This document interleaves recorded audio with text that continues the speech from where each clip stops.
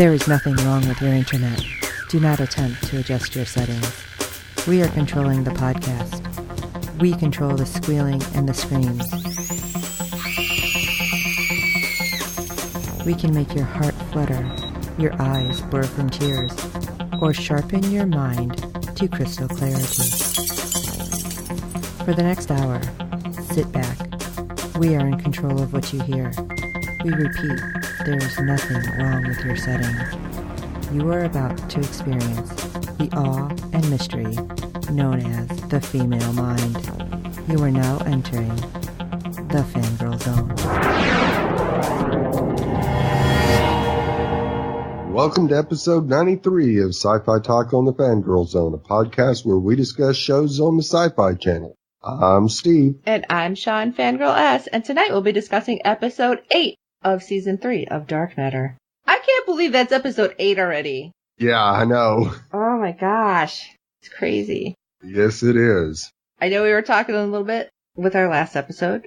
They were all at San Diego Comic-Con. Why am I having brain fart? San Diego Comic-Con and tweeting, and let me tell you, Five was super excited because she got to meet David Tennant. So she was like posting pictures, Dodell.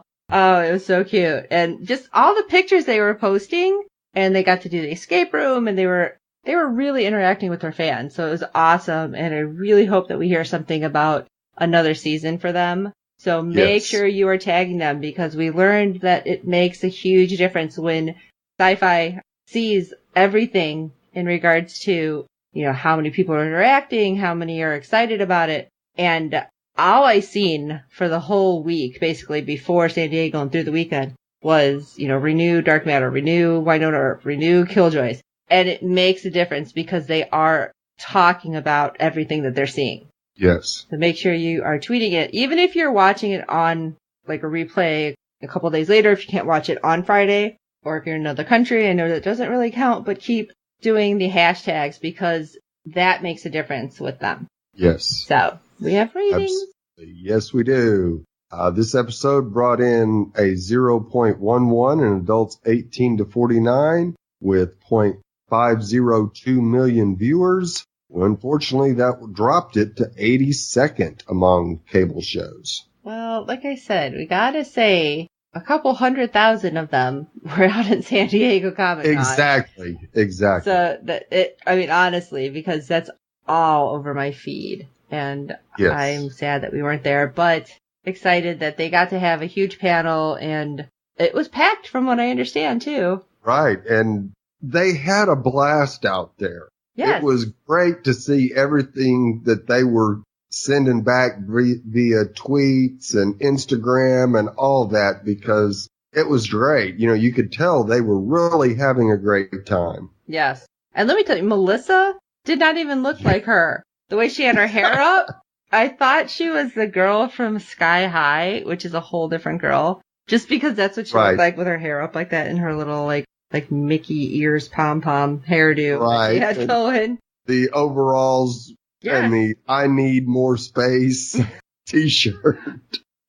They all did an escape room, like all the different sci-fi shows. They did an escape room separately, but they were all trying to like see if they can beat each other. Right.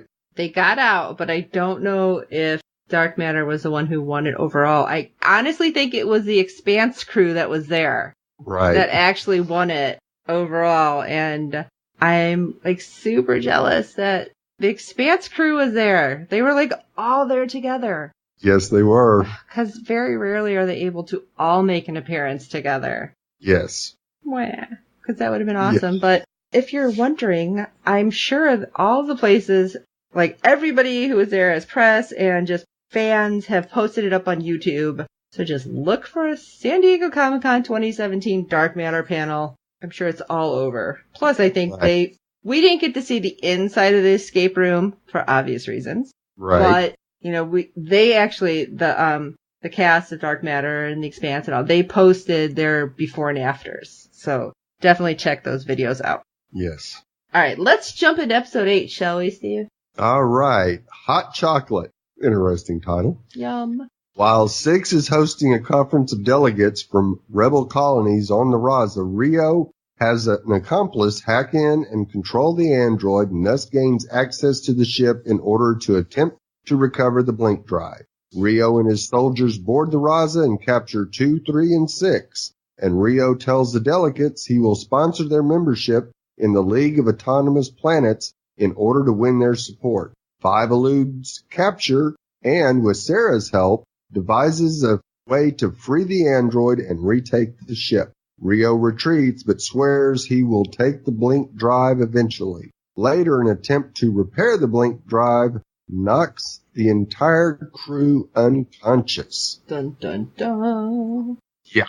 So, I guess I was a little bit wrong.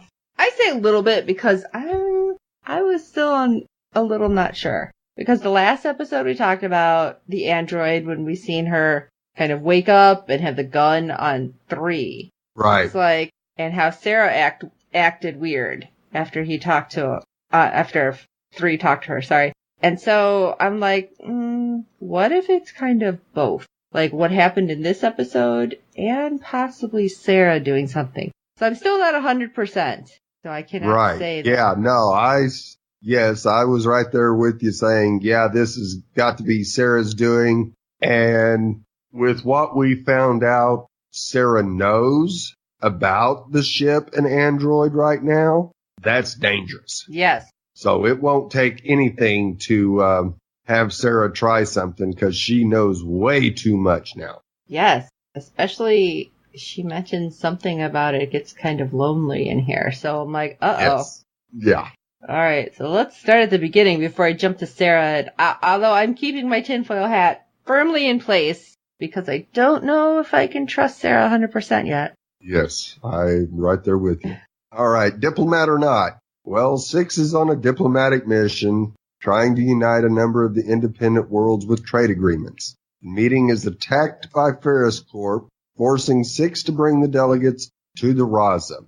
I wasn't sure what was happening. If it was like, are they really being 100% like attacked? Because we find out that one of them was like part of Ferris previously, right? Or wait, am I thinking that wrong? I thought one of them broke away from Ferris Corp. Well, yeah, one of the delegates was part of Ferris Corp. Yeah. So that possibly it was like a ruse, like they didn't really break away and they were trying to. Yeah, they were set up. That's what I was thinking it was. Yeah, it was definitely a setup. There's little to no doubt about that. Okay. And fortunately, of course, the Raza manages to fight off the ships and jump to FTL in time. Yay. And of course, the delegates, of course, start bickering with each other, saying that one of them had to give up their location. And of course, fingers are pointing all over the place, even towards the Raza. And sure enough, the next morning, more trouble rears its head when one of the delegates named Ren is found in his quarters, super dead with a knife in his back with no prints and no security camera footage. Super dead, not just dead. Yeah, he was super dead. That's great. And that definitely lends to the credence that, yes, this was all a setup, but I'm still not, my original thought was Android did it. I was thinking that too. And like I said, because of last episode more than anything. Right. And then that's why I'm like, it was Sarah. Right. And then you think, well, maybe it was Sarah. And because no prints and the security camera footage doesn't exist, it had to be somebody that knew something about the ship. Mm-hmm. So it really wasn't one of the other delegates. I still think it was Android, and I just don't know whose control she was under at the time. Okay. Now, of course, later on, once they're boarded, 6 arms the delegates with weapons from 4's quarters and kind of doubts if that's really a good idea because one of the delegates did get murdered, but they got to fight off Ashita. So, of course, later on, once they're all captured, the delegates are offered membership in Rio's League of Autonomous Worlds. Yeah. Okay, Rio. Nobody trusts you. Right. But 6 is unable to convince the delegates that this isn't going to help you. This is only going to help him. And they decide to join. I was a little disappointed. I mean, I understand why they wanted to do it. Right. To hopefully keep Ferris Corp off their butt. But, I mean, Ferris Corp does not have to really play by those rules. Yeah. Especially because we find out, was it 2? I think 2 had said people are expendable, but whatever they're mining on the one, is worth so much money now that basically they don't care. Right. Yeah. People are replaceable, expendable. Because they'll just find another planet to steal workers from and put them to work mining that mineral. Yeah, I mean, I don't doubt any of it. I really don't. Right. Not at all. We've seen that in another certain show of ours, only it was way in the future. But yeah, same thing. Yep, exactly. Now, of course, the only good thing about this part was that 6 does decide that being a diplomat isn't for him, and he's going to stay on the Raza. Yay! I know 5's happy about that one too. Right. Yes. It's still a little rough though because of last episode. Was it the last one or the one before? When right. We find everything out. Right. Yeah, so, I'm glad. I am glad that he's gonna stay on the Raza and keep working towards his goal of trying to help all these people, but at the same time, it's like, oh, he kind of had what he wanted and then it was snatched out of his hands again. Right. But he really needs to be with family, and the Raza is his family now. Yes, I agree. So I think that's going to help him in his recovery from knowing that he's lost his wife and child. Okay. I'm happy and sad for him though, but I'm more happy. Because he's back on the Raza full time. Yes. We need all the crew members we can get. I know, and that's why I got worried when Android started being weird.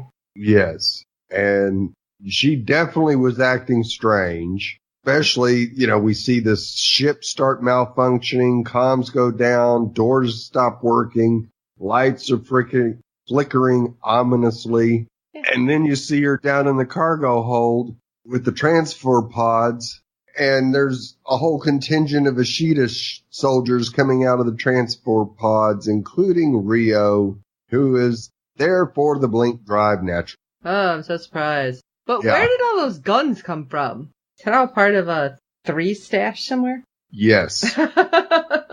Yes. See, it's good and bad that you have that kind of stash, 3. Yes.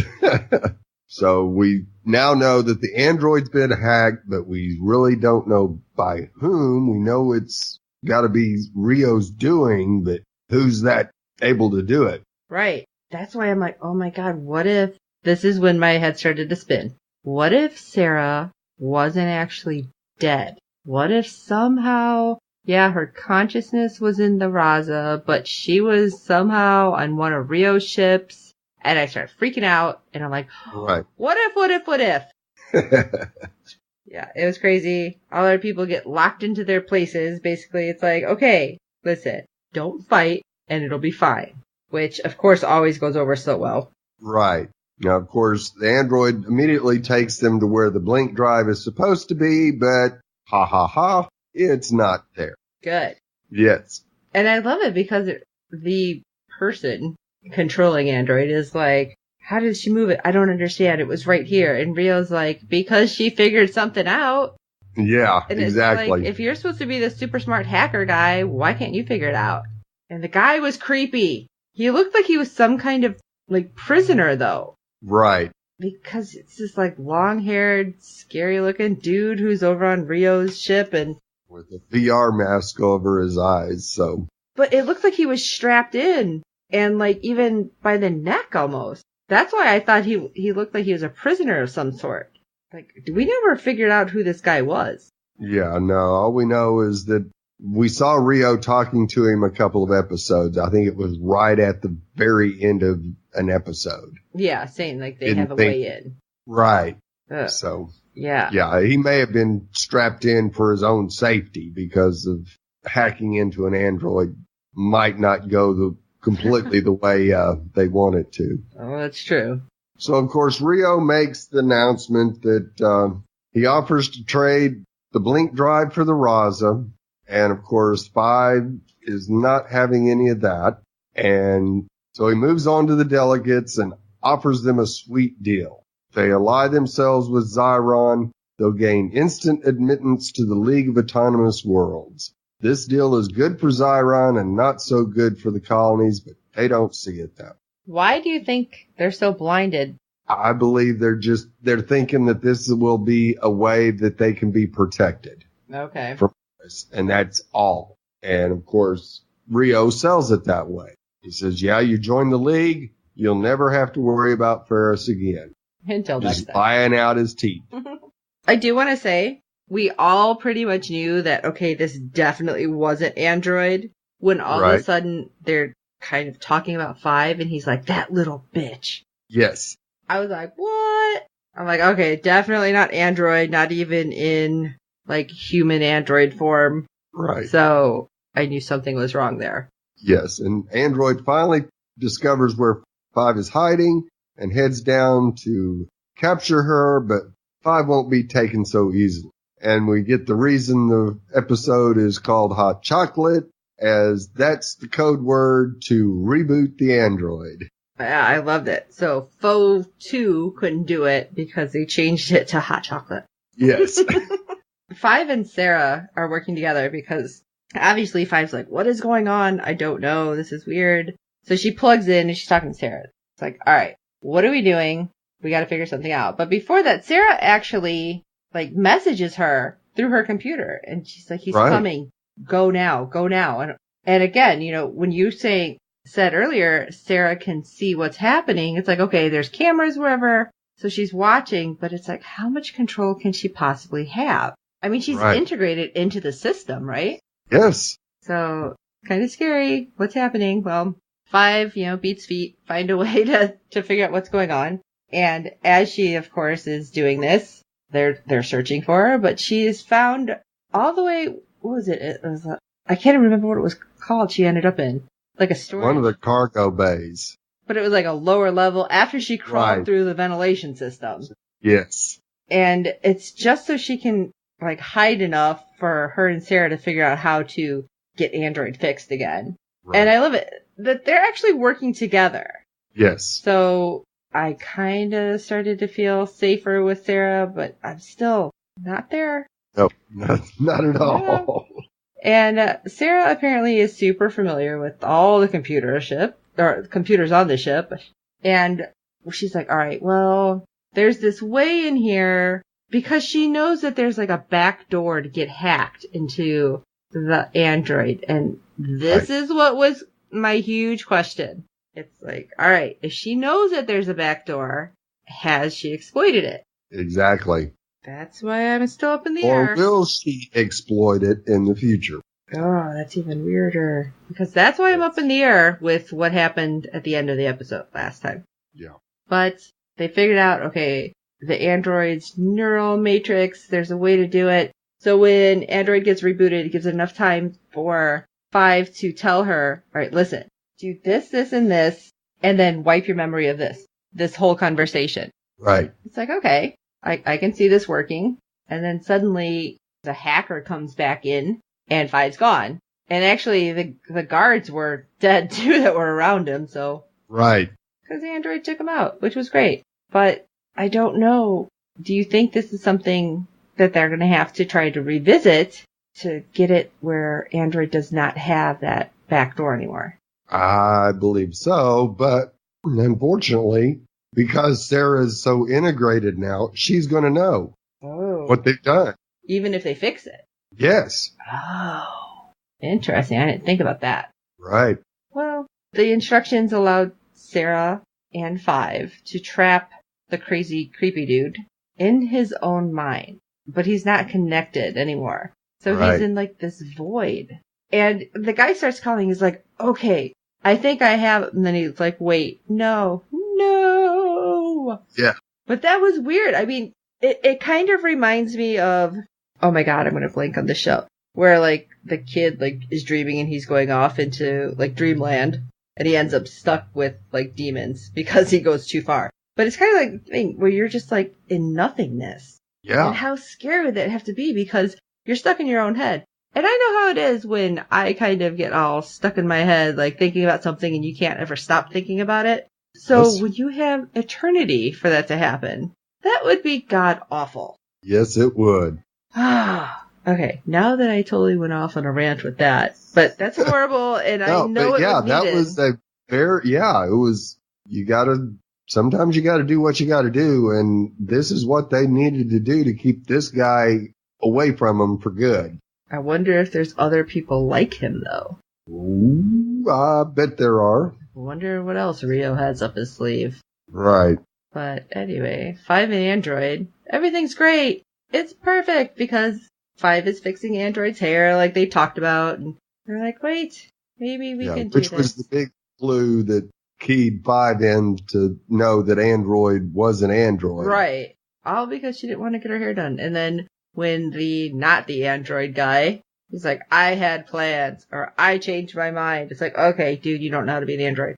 Obviously. No. Obviously. So they go back to doing their thing and they're 5 and Android again. It's like a little sitcom. But they think they fixed the blink drive and they're like, all right, let's start the simulation. Bloop. Not so good. No. Because everybody is knocked out.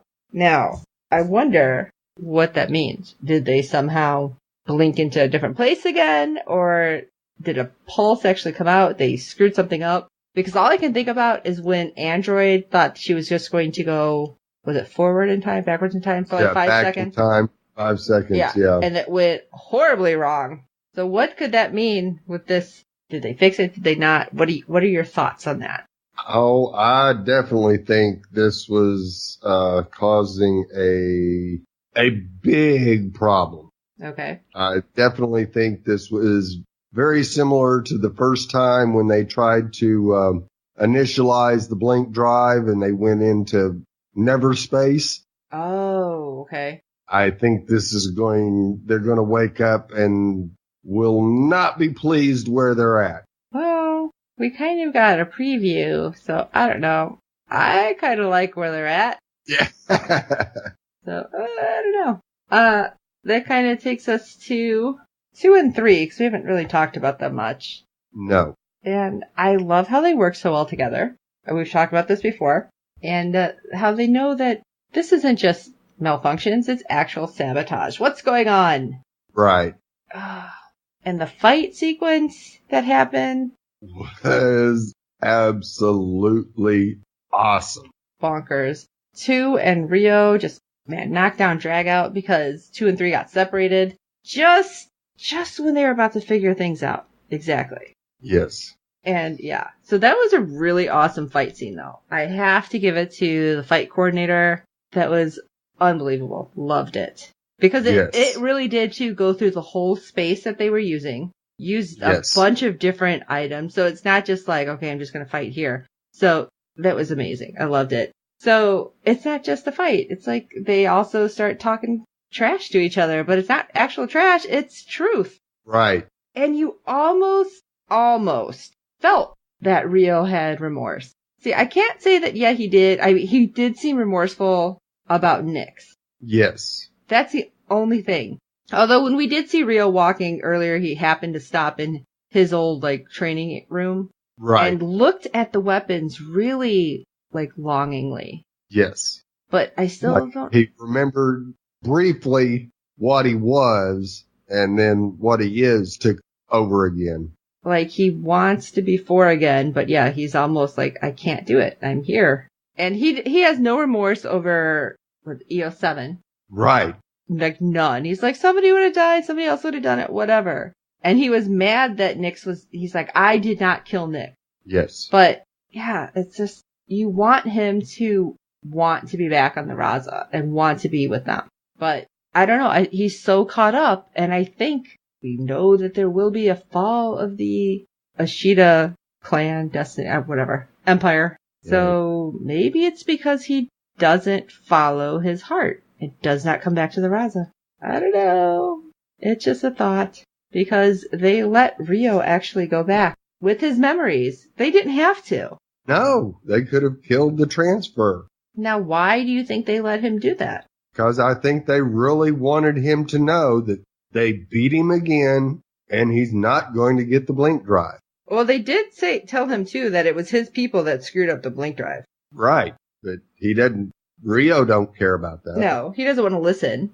He's like, whatever, you killed my people. It's like, well, no, actually, because you told them to blink out, you killed your people. But, again, he won't listen, and, well, we'll see what happens. Oh, my gosh. Anything else? Because that was crazy. Yes, it was a pretty wild episode. Oh, wow. Well, you know what? I did almost forget. Sue and Rio vowed to kill each other. Yes, they did. They're like, one of us is going to die.